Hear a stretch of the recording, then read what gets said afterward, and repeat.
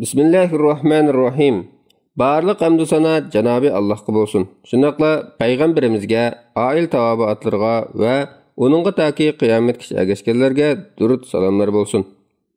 Taqvadarlıqni qo'lga keltirib, iymonni kuchaytirishning unumli yo'llari ko'p. Tövende bulardan bir qanchasi ustida to'xtalib o'tay.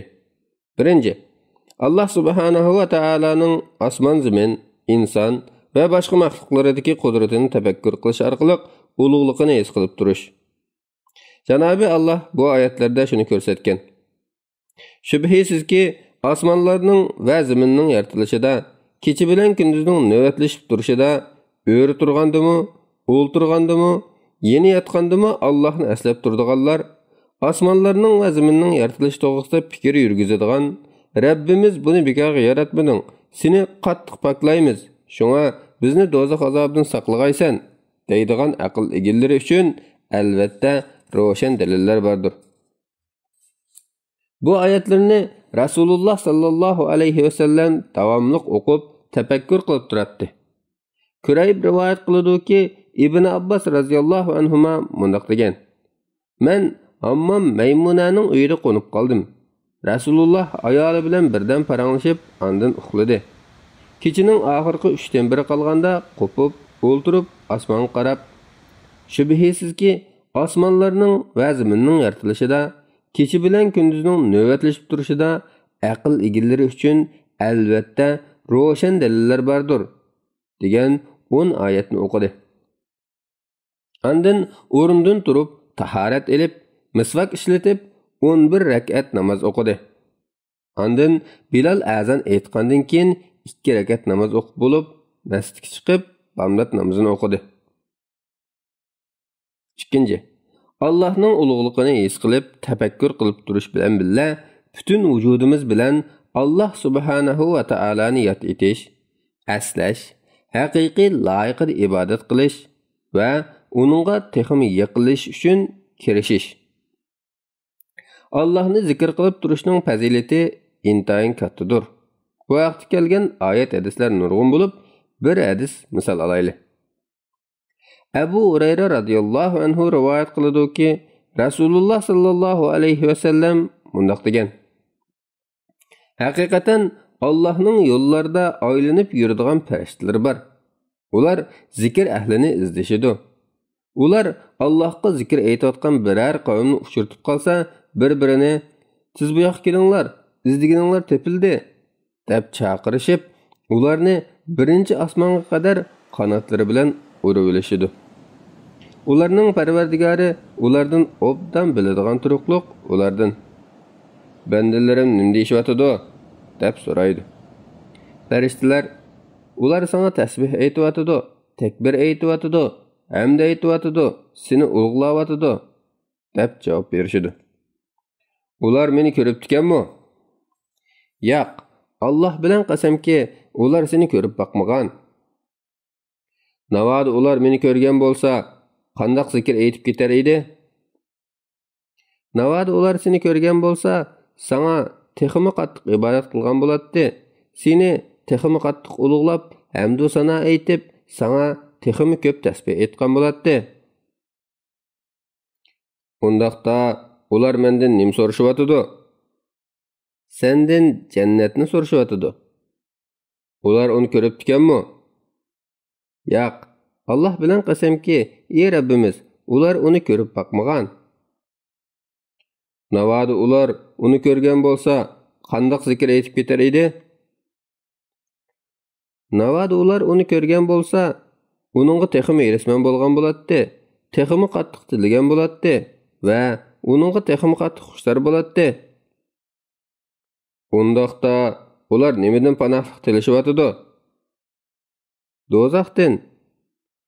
"Ular uni ko'ribdikanmi?" "Yo'q, Alloh bilan qasamki, ey Rabbimiz, ular uni ko'rib boqmagan." "Navoda ular uni ko'rgan bo'lsa, qandoq zikr aytib ketar edi?" "Navoda ular uni ko'rgan bo'lsa, do'zaxdan texim bek qochgan bo'ladi, uningdan texim qattiq qo'rqqan bo'ladi." "Undaq bo'lsa, sizlarni guvoh qilamanki, men ularni mag'firat qilib etdim." Farishtalardan biri: Ularning ichida gunohkor palonimi bor. U ulardan emas. U bir ish uchun kelib, ularga qo'shilib qolgan, deydi Parvardigor. Ular bir so'rinda o'ltirganlardir. Ular bilan birga o'ltirgan kishi ularning izzat uchun baxtsizlik yo'liqmaydi, deydi. 3. Janobi Allohga farz ibodatlarni to'liq qilish, harom qilgan ishlarni tashlash, nafli ibodatlarni ko'p qilish, dilni isloh qilishda, Allohga yaqin bo'lishda ta'sir zo'r amallardir. Ata Abu Hurayra radhiyallohu anhu dan rivoyat qiladiki, Rasululloh sallallohu alayhi vasallam bundoq degan: Haqiqatan Alloh dediki, kimki mening yaqin bandamga dushmanlik qiladi ekan, uningga jang e'lon qilaman. Bandam men uningga farz qilgan ibodatlardanmi men uchun so'yimlikroq bir narsa bilan menga yaqinlashishga urinib boqmagandir. Bandam menga farzlardan sirt nafli ibodatlar bilan yaqinlashishga urinaversa, oxiri uningga amroq bo'lib qolaman. Uningga amroq bo'lib qolsam, men uning anglaydigan quloqi, ko'radigan ko'zi, qattiq tutadigan qo'li va mangdigan puti bo'laman. Agar mendan so'rab qolsa, uningga cho'qim bermay qo'ymayman.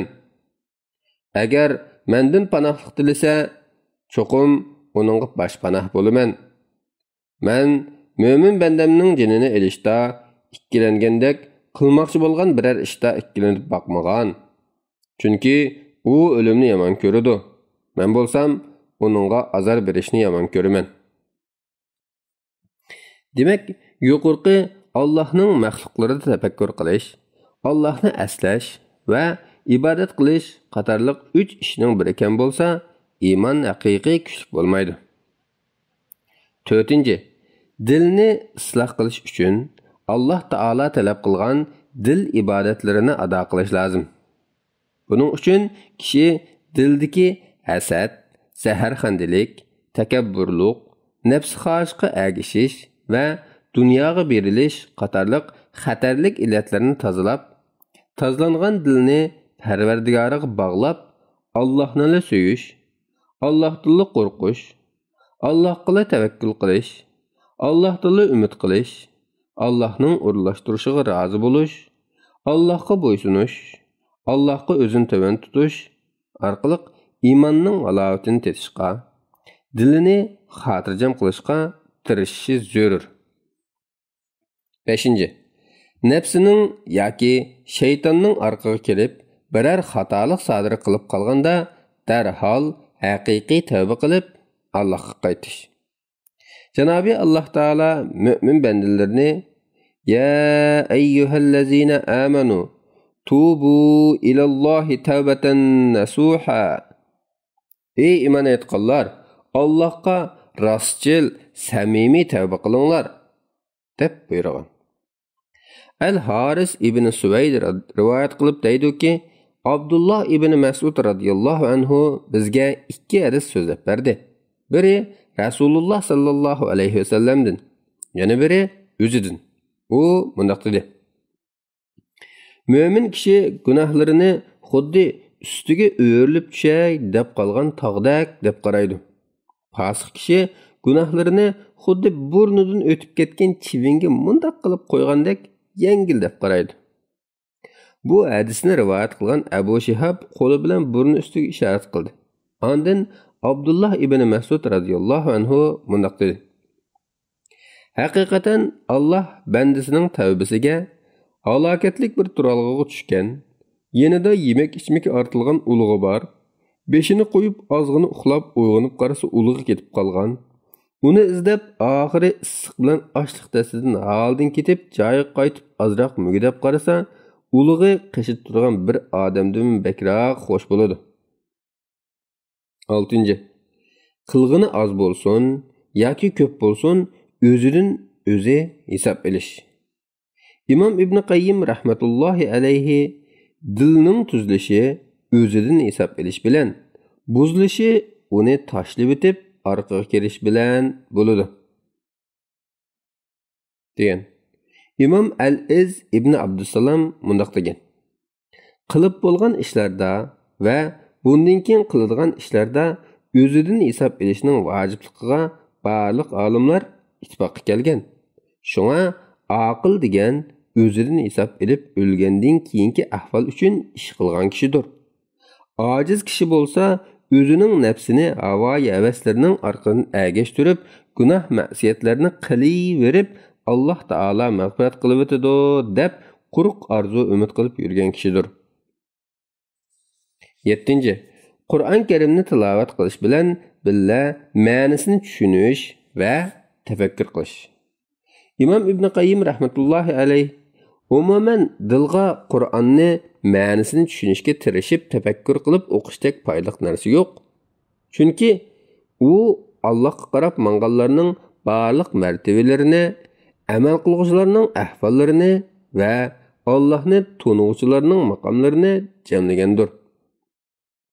Muhabbat, ishtiyoq, qo'rqish, umid, tavba, tavakkul, rozi bo'lish, topshirish, shukr qilish, sabr va dilning yashirishi, shunaqla kamolini keltiradigan barliq ahvollarni paydo qilgandimi, shu Qur'onni tafakkur qilib o'qishdir. Shunaqla u dilni buzib halokatga tashlaydigan barliq nachar illatlardan qattiq to'sidi. Navoda kishilar Qur'onni tafakkur qilib o'qishda bar bo'lgan foydani bilsa edi, boshqa hammani tashlab qo'yib, shuning bilanli bo'lib ketgan bo'ladi. Shunga biror oyatni tafakkur qilib o'qiganida dilini davolashda uningga ehtiyoji bo'lsa 100 qatim bo'lsa-mu, butun kecha bo'lsa-mu takrorlab o'qiydi.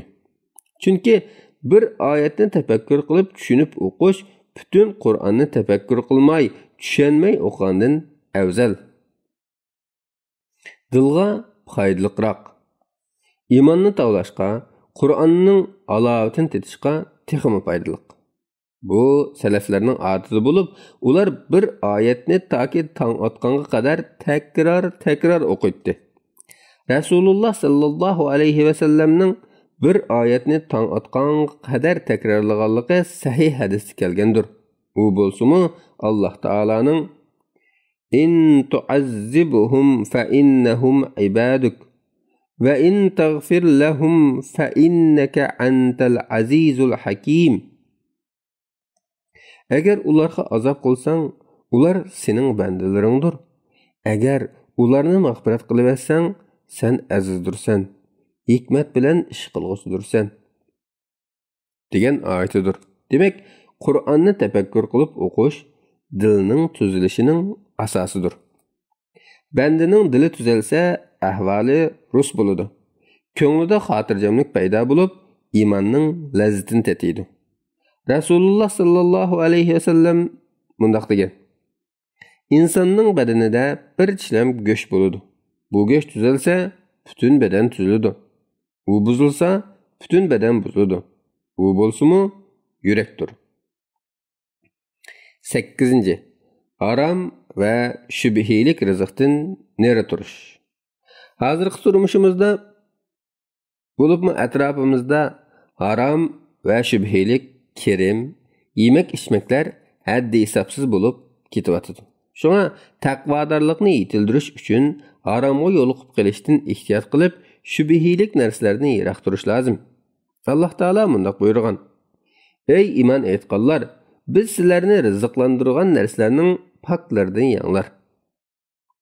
Sizlar ishlab topganning va sizlarga biz zimindan chiqarib bergan narsalarning paklaridan sarf qilinglar. Ey iymon etganlar, pak narsalarni yanglar.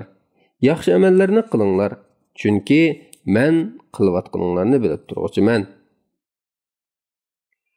Harom narsani iste'mol qilgan ahvolda badan do'zaxga loyiq bo'lib qoladi. Qo'l ko'tarib har qancha tilsimi duo ijobat bo'lmaydi. 9. Yaxshi kishilar bilan aralashish. Al-og'ina, savoqdosh, do'st birodarlarni yaxshi tanlab aralashganda Allohga yaqin bo'lishga yordami zo'r bo'ladi. Shunga haqni tavsiya qilishadigan esil kishilarni tanlab aralashish bek muhim. Janobi Alloh mundaq buyurgan: "Ey iymon etganlar, Allohdan qo'rqinglar va rostchilar bilan birga bo'linglar." Bununla asasen kafir, munafiq, kazzab, fasıq kişiler bilen birli oturup qopmaslıqqa, birer işte ularning maslahatini almaslıqqa alohida diqqat qilish lazım. Abu Musa radıyallahu anhu'nun oğlu Abu Burda atasidan rivoyat qiladi ki, Rasululloh sallallohu alayhi ve sellem mundaq degan: Yaxshi amra xuddi ipar satquchiga o'xshaydi. Nachar amra xuddi tömürchining kuyiga o'xshaydi. İpar satquchidan ipar alasan, ya purqun purib alasan, tömürchining kuyiga bo'lsa, badaningni ya kiyimingni ko'ydiradi, yoki uning sassiq purqi burningga kiradi. Do'stlarmi har doim ko'rishib tura olmaydi. Ko'rishgandimi har qitimda bir-biriga nasihat qilib yurmaydi. Shuning uchun yaxshi dindor kishilardan bir necha kishi har hafta az deganda 1 soat bir yerda to'plashib, Qur'on va foydali kitoblarni o'qib, bir-biriga yaxshi nasihatlarni qilishib turish lozim. Mushunday qilganda kishi o'zining iymonini kuchaytirib, taqvodorligini saqlab qolg'ili bo'ladi. Bo'lmasa, her qancha olim bo'lsa-mu, her qancha yaxshi kishi bo'lsa-mu, o'zi yolg'iz qolsa, ibodatlari aziyib, taqvodorlik suslashib qoladi. Shuning uchun qarindoshlarning haftalik uchrashishini hargiz qo'lidan bermaslik lozim. Yaxshilarga aralashgan ahvolda shayton vasvasasidan yiroq turishga foydasi bo'ladi. Chunki shayton yolg'iz kishi bilan bo'ladi. Bir kishiga qaraganda shayton 2 kishidan yiroqroq bo'ladi. Aralashib turdiganlar faqat do'st birodarlarla emas, balki to'y qilganda solih juftini tanlashmi zarur. Umuman oilada va atrofida yaxshi muhit barpo qilish, agar turgan yurt yoki mahallasi taqvodor bo'lishiga to'sqinlik qiladigan bo'lsa, yaxshiroq o'ringa yetkilish foydali. 10. Payg'ambarlar, solihlar, shehidlar, olimlar qatorliq kattalarımızın ish izlarini, tarjima hollarini, qissalarini o'qish, o'rganish. Chunki bularning ish izlari islomning amaliy tatbiqlanishidan iborat bo'lib, ularning tarjima hollaridan ozg'ini o'rganish boshqa nurg'un quruq nazariya bilimidan unumli bo'ladi. Shunaqla atrofimizda hayot bor bo'lgan olim, solih kishilarni ziyorat qilib, safar qilish kerak.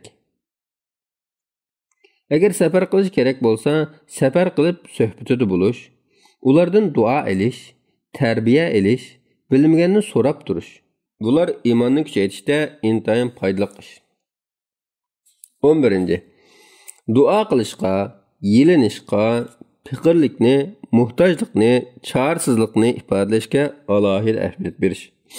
Buning uchun Qur'on va sahih hadislarda kelgan mo'l mazmunli duolarni qilib, Allohdan hidoyat, tavfiq tilash, shaytonning sharridan saqlanish uchun panohlik tilash. Atdigan oqshomda umuman har bir ish qilganda, har qanday ahvolda o'z loyiqida munosib duo zikrlarni qilib turish.